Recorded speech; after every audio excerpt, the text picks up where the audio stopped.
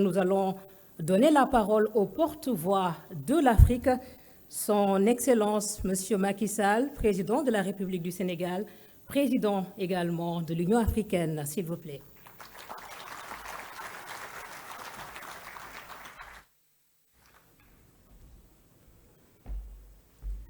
Merci.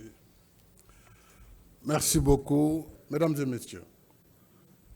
Une semaine après la deuxième conférence internationale de Dakar sur l'agriculture, le Sénégal se réjouit d'accueillir ce second sommet sur le financement des infrastructures en Afrique. Je souhaite ainsi la bienvenue et un agréable séjour à nos hôtes. Je te remercie particulièrement,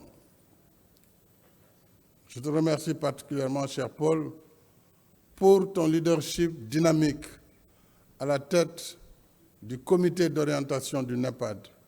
Et je salue l'intérêt constant que tu as toujours accordé à la promotion des infrastructures en Afrique.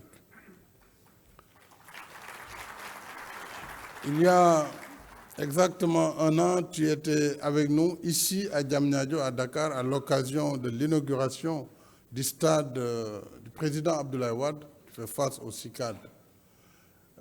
Te voici à nouveau parmi nous en tant que dirigeant du NEPAD, mais également comme locomotive de ce grand chantier des infrastructures en Afrique.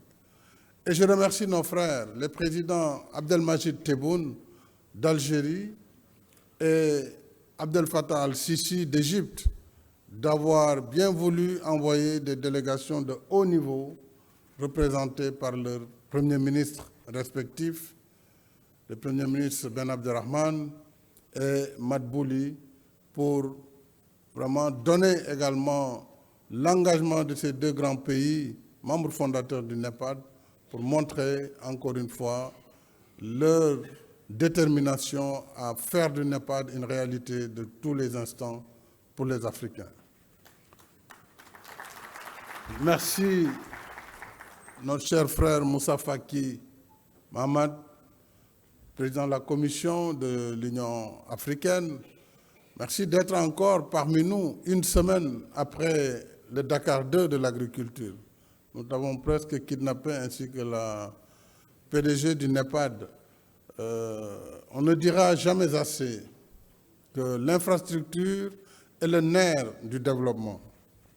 Il est également le fil conducteur de l'intégration, parce que c'est elle, l'infrastructure, qui soutient l'activité économique et assure la mobilité indispensable au processus de développement. Or, en Afrique, notre déficit d'infrastructures ou notre déficit en infrastructures physiques et numériques reste encore très élevé. Ainsi, malgré la disponibilité d'abondantes sources d'énergie qui aident à éclairer le monde, plus de 600 millions d'Africains n'ont pas encore accès à l'électricité. Un paradoxe. Et dans nombre de nos pays, le transport routier et ferroviaire reste encore problématique. Il en est de même pour le transport aérien, où pour voyager, très souvent, d'un pays africain à un autre, on est parfois obligé de sortir du continent pour y revenir. Pour les infrastructures numériques, malgré les progrès accomplis, le taux de connexion sur le continent reste encore faible, 36%, contre une moyenne mondiale de 62,5%. On pourrait multiplier les exemples. C'est pour remédier à cette situation que l'Union africaine, le NEPAD et la Banque africaine de développement ont lancé en juillet 2010 à Kampala le programme de développement des infrastructures en Afrique, le PIDA, pour stimuler la réalisation des projets d'infrastructures transfrontaliers dans les secteurs des transports, de l'énergie, de l'eau, des TIC, entre autres. secteur. 4 ans plus tard, exactement en juin 2014, nous avons tenu ici à Dakar le premier sommet sur le financement du PIDA et lancé un plan d'action prioritaire de 16 projets. Dans la même foulée, Africa 50 a été créé en tant que plateforme d'investissement dans les infrastructures pour passer de la vision à l'action. Je voudrais féliciter le CEO d'Africa 50 pour les résultats très appréciables qui ont été notés pour cette plateforme. Mais en dépit de nos difficultés structurelles et des effets de la pandémie Covid-19, il faut reconnaître que l'Afrique est en chantier. À titre d'exemple, avec un prêt de la BAD, le Sénégal et la Gambie se sont associés pour réaliser en 4 ans le pont sur la Sénégambie, sur le fleuve Gambie, qui s'appelle Pont Sénégambie, une doléance vieille de plus de 60 ans, que nous avons satisfaite depuis janvier 2019, en assurant la fluidité du transport entre les deux pays et vers les régions sud du Sénégal. En novembre 2021, le Sénégal et la Mauritanie ont lancé le chantier du pont de Rosso sur le fleuve Sénégal, qui est en cours de réalisation pour une durée de 30 mois. Donc, dans quelques mois, nous allons inaugurer cette infrastructure majeure qui a été aussi financée avec le concours de la BAD, de l'Union européenne et de la Banque européenne d'investissement. Ce pont est un chaînon du processus d'intégration africaine en tant que partie intégrante du corridor transfrontalier Tanger, Casablanca, Nouakchott, Dakar, Abidjan et Lagos.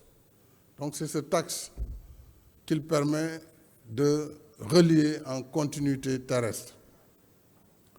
Par ailleurs, sur le continent, je sais que les mêmes efforts de construction, d'infrastructures, d'interconnexion par des financements publics se suivent dans l'esprit du NEPAD. Il faut s'en féliciter.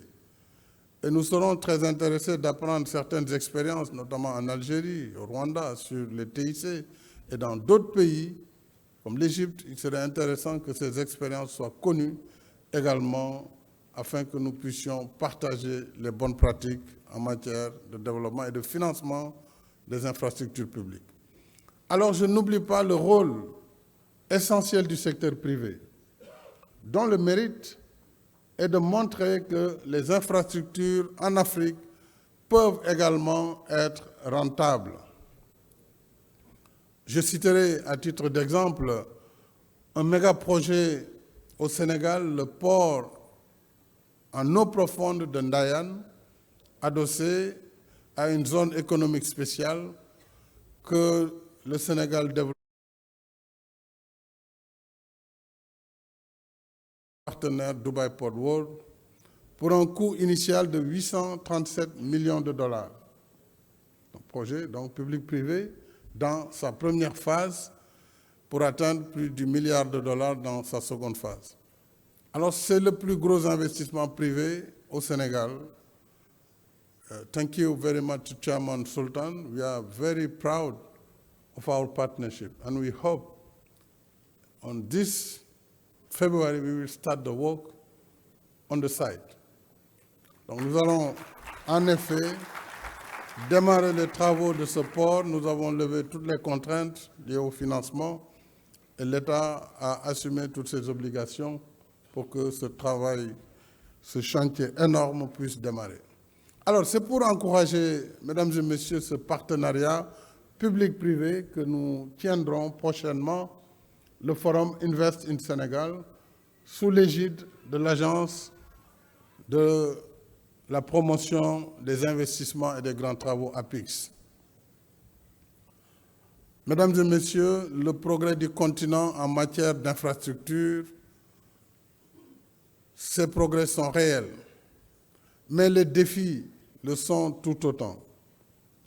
En Afrique, les infrastructures restent encore sous-financées en volume et mal financées en termes de taux d'intérêt et de délai de remboursement. Selon le dernier rapport annuel du Consortium pour les infrastructures en Afrique, rapport publié au mois de décembre dernier, le financement des infrastructures en Afrique s'élève à 81 milliards de dollars en 2020. Il s'est levé en 2020 à 81 milliards contre 100 milliards de dollars en 2018.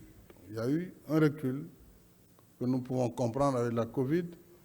Et je rappelle que ce consortium pour les infrastructures en Afrique a été mis en place en 2005 à Glen Eagles lors du sommet du G8 d'alors, devenu depuis G7, et il rassemble autour de la Banque africaine de développement les principaux partenaires bilatéraux et les banques de développement actives sur le continent.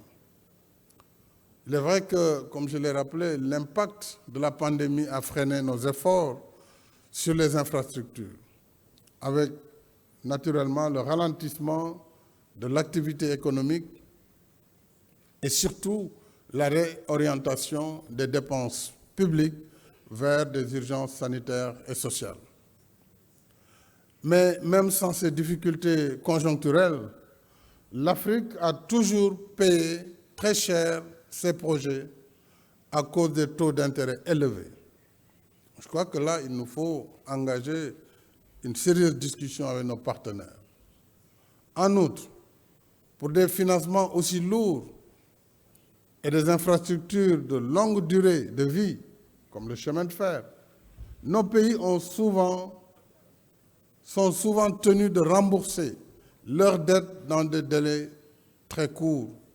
C'est là le paradoxe, à quelques exceptions près. Il faut reconnaître quand même qu'il y a encore des financements concessionnels, pas très importants en volume comparé aux besoins, mais il s'agit tout de même de saluer et de reconnaître les efforts des partenaires bilatéraux et multilatéraux qui accompagnent l'Afrique sur le financement des infrastructures lourdes.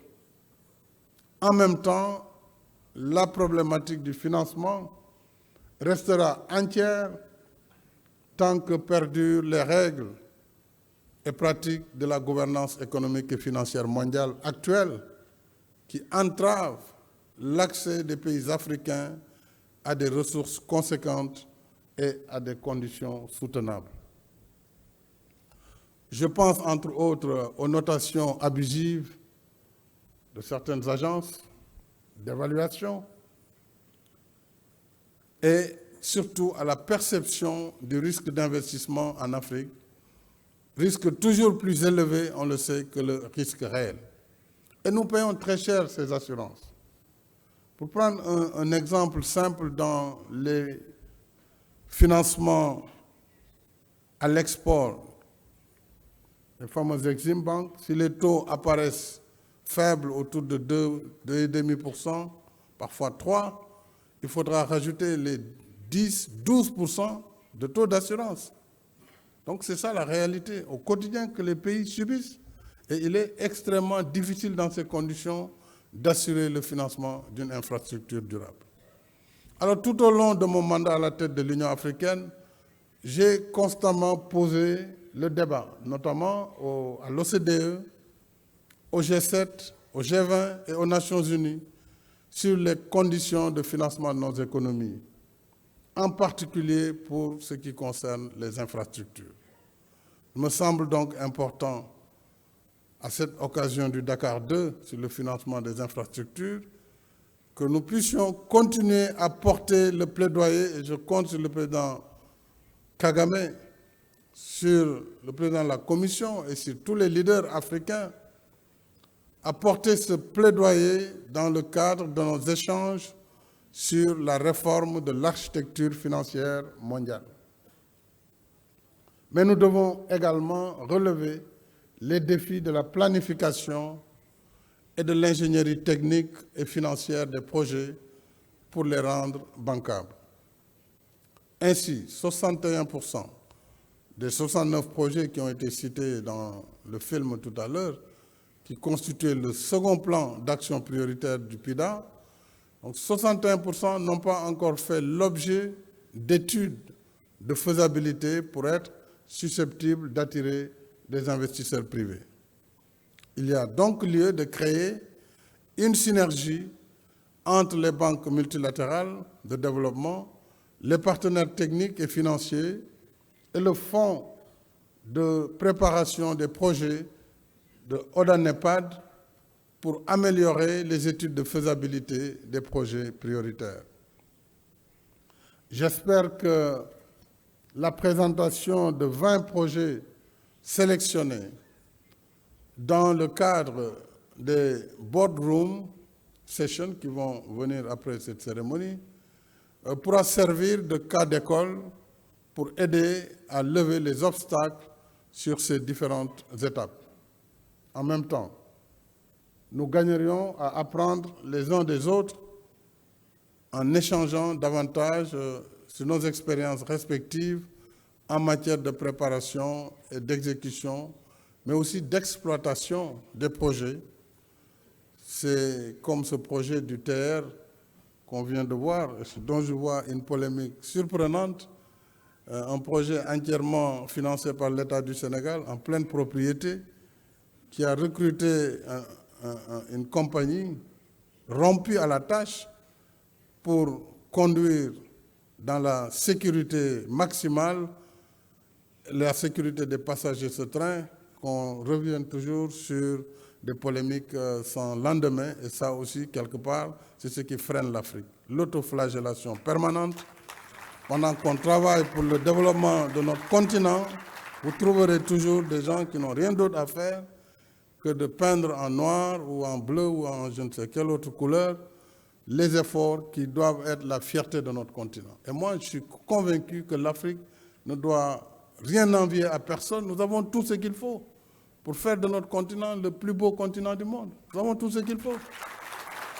Mais faudrait-il que notre élite, et c'est là où le bas blesse en Afrique, soit engagée dans le progrès du continent et non pas servir de caisse de résonance à des puissances perdues ou à des gens pour qui l'Afrique ne fera rien de bon. Et je pense que nous sommes là justement pour prouver le contraire. Et prouver le contraire, c'est de continuer la marche en avant de notre continent. C'est un peu cela la finalité de ce sommet aujourd'hui de Dakar que je voudrais maintenant déclarer ouvert. Et je vous remercie de votre aimable attention.